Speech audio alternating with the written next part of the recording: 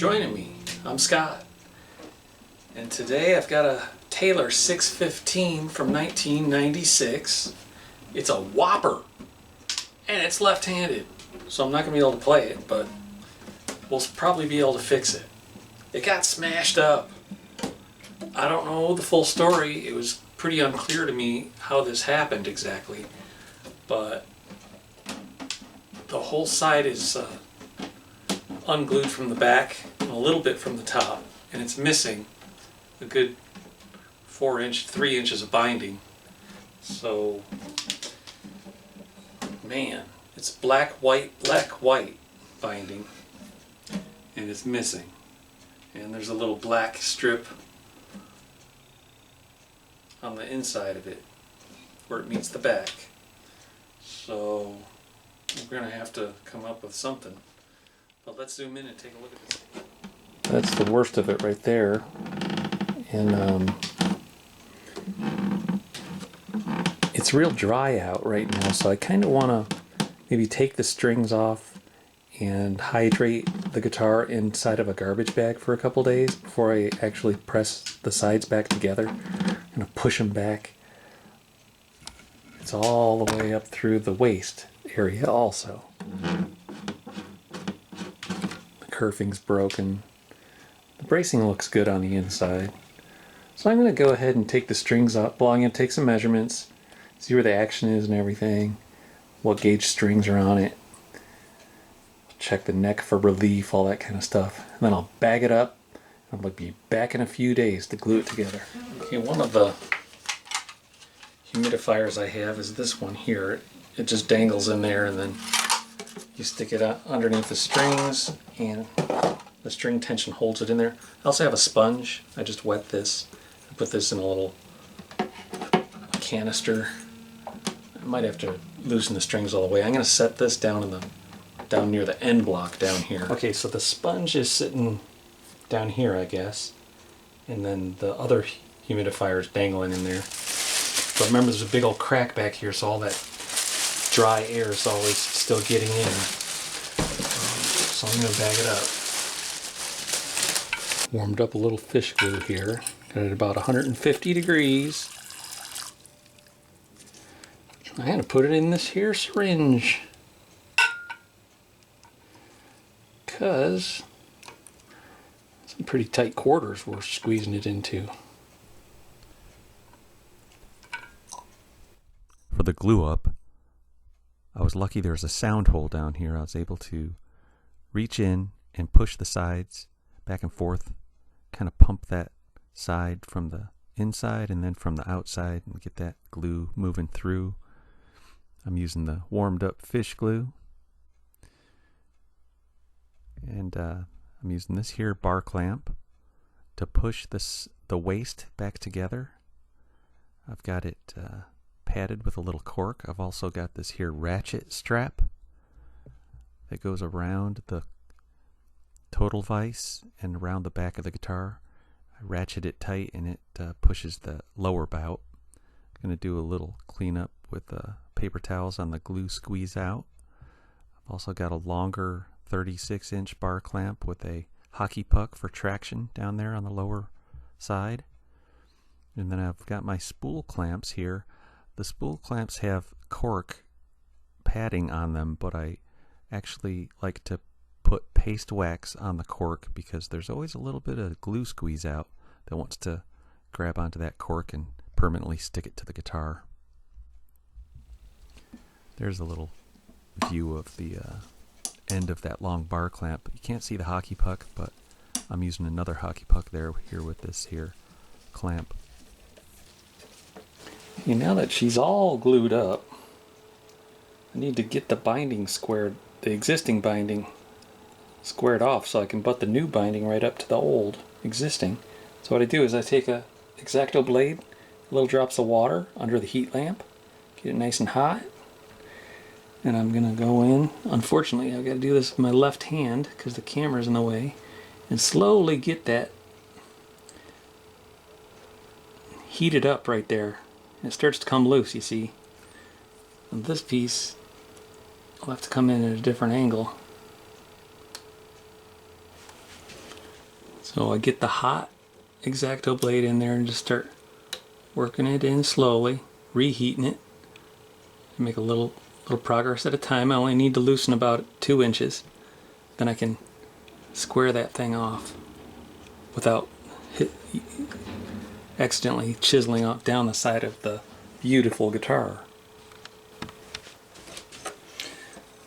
Once I get that puppy loose, come here and slice it off with the chisel. Just want to get it nice and square.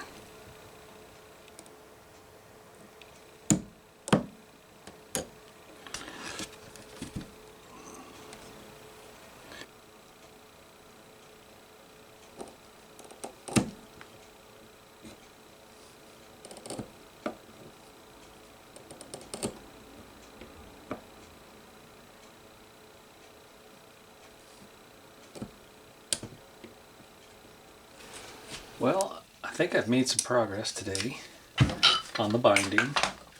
Got a little strip here that I've glued together, and I've glued it with Bind-All. And I'm going to bend it with heat before I try to get it onto the guitar. So here you can see that we have a black, then we've got a big plastic piece, then we've got a black, white, black. And that's exactly what I've done here. I've got my black, white, black, a white plastic, and then my black. Single piece of black. But I don't want to bend it as I try to install it. I want to bend it first and then trim it to size. It's got to fit neatly between those two existing pieces. So I'll get it bent. Before bending it, I need to do a little trimming. I'll use a card scraper.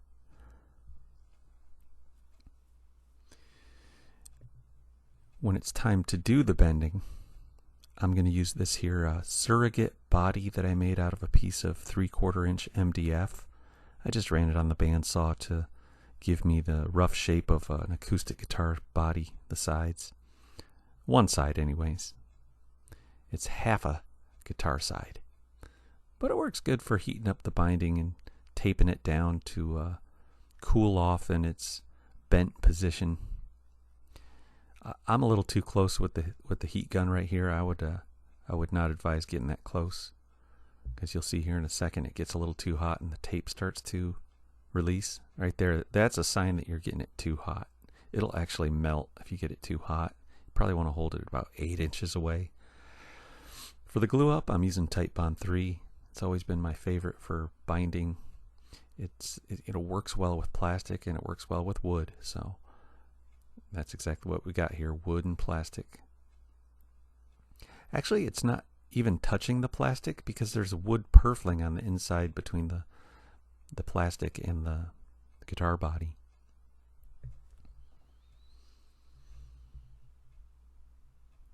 After taping it all in place,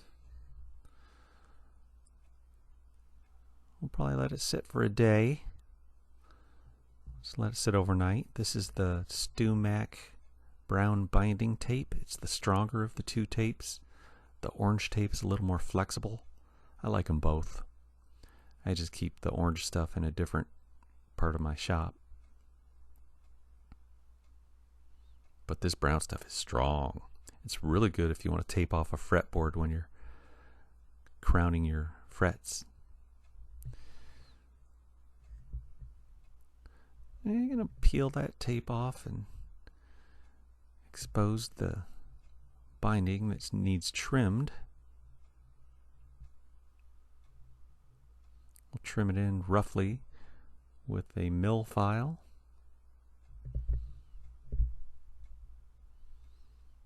That's not taking enough off, so I'm going to try this pillar file. It's a little more coarse, a little more action. It's still very slow going with files and scrapers.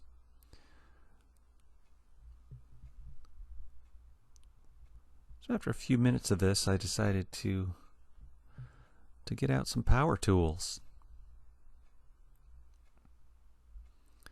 If you got 'em, use 'em.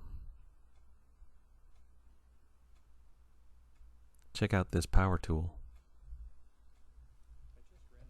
Bosch Colt router with this Amana bit. It's a flush trim bit, and I ran it like so at medium speed just to get the binding flush, and I did it from both angles. And now I'm going to start refining it by hand.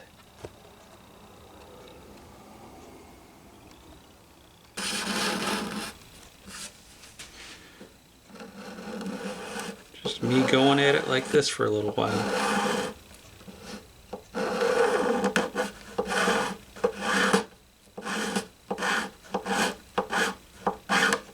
Shouldn't take too long though.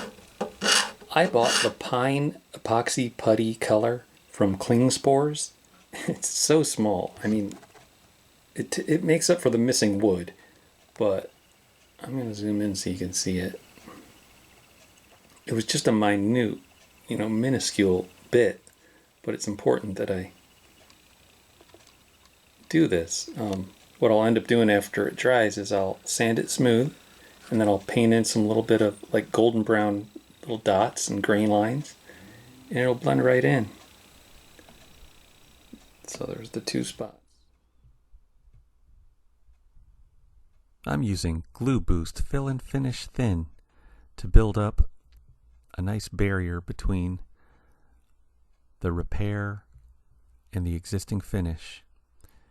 And I'm going to do about 9 coats of it.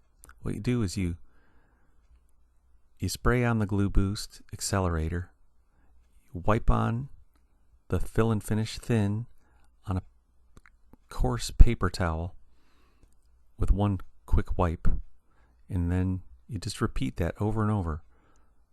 Wipe with the Fill and Finish Thin, and then use the accelerator to harden the finish.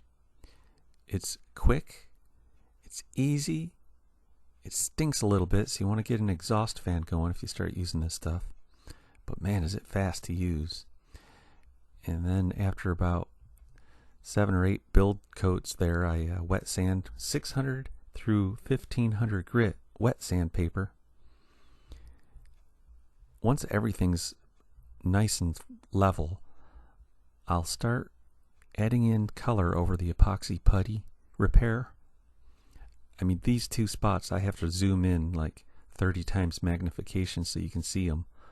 They're just, 2 millimeters at the most in length, but they're not the right color. So I'm taking shellac with golden brown stain and a little tiny bit of cherry red stain to give me sort of a blush, kind of rosé color, I guess. At first I tried this vintage amber blend and it was way too brownish yellow. And as a matter of fact, the footage that I show right here of me brushing this on, I believe I ended up wiping this off completely and redoing it. That's another good thing about putting that layer of Fill and Finish Thin down first before you color, is that if you mess up the color, it's no big deal. You just wipe it off with denatured alcohol, because shellac dissolves in denatured alcohol. Yeah, I think that color right here was a little too brown. Wiped that off and redid it and ended up with a little better result.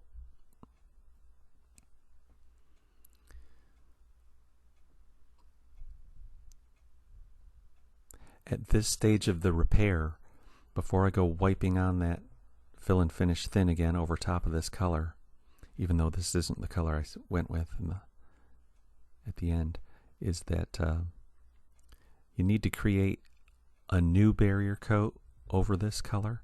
So I take the accelerator on a Q-tip and I spray it onto a Q-tip and touch it down to the colored area. That way when I apply the Fill and Finish I just dab it on like this. It doesn't smear the color and smudge things. Of course, I learned all this on Ian Hates Guitars Patreon.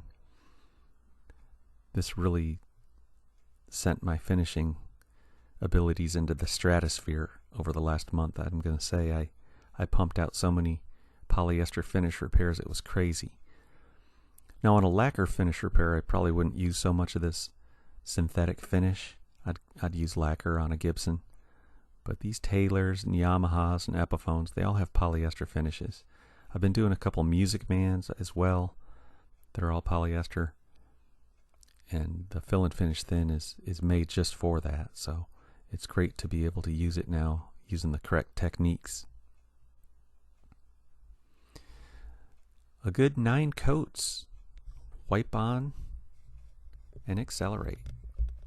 Wipe on, accelerate. Then I got to level sand again, starting with 600 grit. You can use soapy water with this wet sandpaper. I like the Murphy's Oil soap. After the 600, we do 800, 1000, 1200, 1500, 2000 grit.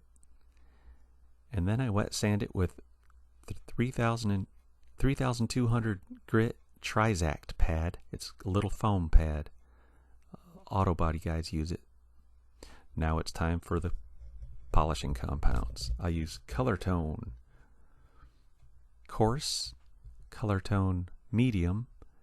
Then I move on to Meguiar's. I use the Ultimate Compound and the Ultimate Polish. Get all that off there, and I put on a coat of the Meguiar's Cleaner Wax, and we're done. Remember, he's left-handed. Yeah, it's left-handed, so the damage is all over here on this side.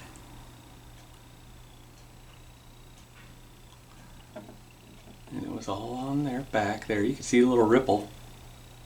See the little ripple? Oh, you see the ripple. That's where the damage was. That's where the binding got patched in. And I hope this is for,